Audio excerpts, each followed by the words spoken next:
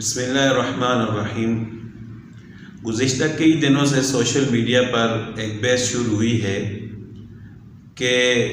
Engineer محمد علی مرزا اور حنیف قریشی کے درمیان مناظرہ ہو رہا ہے۔ 26 نومبر کی تاریخ طے ہوئی، پھر یہ دن بھی آ گیا۔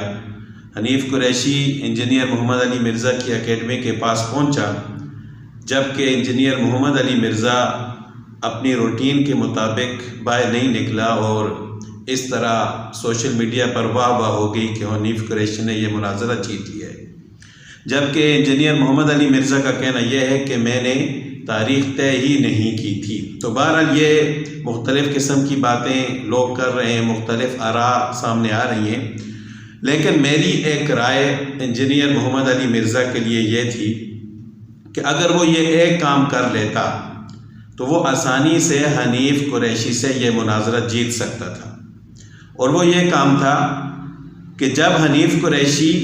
انجینئر محمد علی مرزا کی اکیڈمی کے پاس پہنچا تھا تو انجینئر باہر نکلتا، اس سے بات کرتا اور اس سے یہ کہتا کہ ہم ایک بات پر مناظرہ کرنا چاہتے ہیں، اور وہ یہ ہے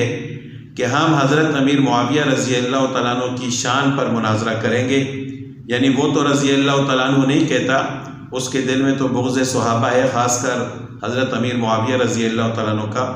تو وہ یہ کہتا کہ میں حضرت امیر معاویہ رضی اللہ تعالیٰ عنہ پر تنقید کروں گا، ان کے خلاف دلائل دوں گا، جبکہ آپ نے حضرت امیر معاویہ رضی اللہ تعالیٰ عنہ کے حق میں دلائل دینے ہیں۔ تو اس پر حنیف قریشی انجینئر محمد علی مرزا کے پاؤں میں بیٹھ جاتا اور اس کو اپنا پیر مان لیتا کہ بھائی جو چیز میرے دل میں ہے وہی تمہارے دل میں بھی ہے، جو میرا عقیدہ ہے وہی تمہارا عقیدہ ہے، میں کیوں تمہارے ساتھ مناظرہ کروں؟ تو وہ اس کو اپنا پیر مان لیتا کہ بھائی جس چیز کے خلاف، صحابہ کرام کے خلاف جس طرح میں پروپیگنڈا کر رہا ہوں، خاص کر حضرت امیر معاویہ رضی اللہ تعالیٰ عنہ کے خلاف، تو وہی کام تمہارا بھی ہے، تو ہم کیوں آپس میں مناظرہ کریں؟ لہٰذا ہم دونوں تو ایک ہی راستے پر ہیں، اور وہ ہے بغض صحابہ کرام پر تنقید کرنا، ان پر تبرہ کرنا، ان پر تہمت لگانا۔ تو اس طرح آسانی سے حنیف قریشی یہ مناظرہ جیت جاتا، لیکن انجینئر جس کا دماغ صحابہ کرام کے بغض کی وجہ سے نکارہ ہو چکا ہے، اس کے ذہن میں یہ بات نہیں آئی اور وہ چھپ گیا، جس کی وجہ سے حنیف قریشی کی واہ ہو گئی۔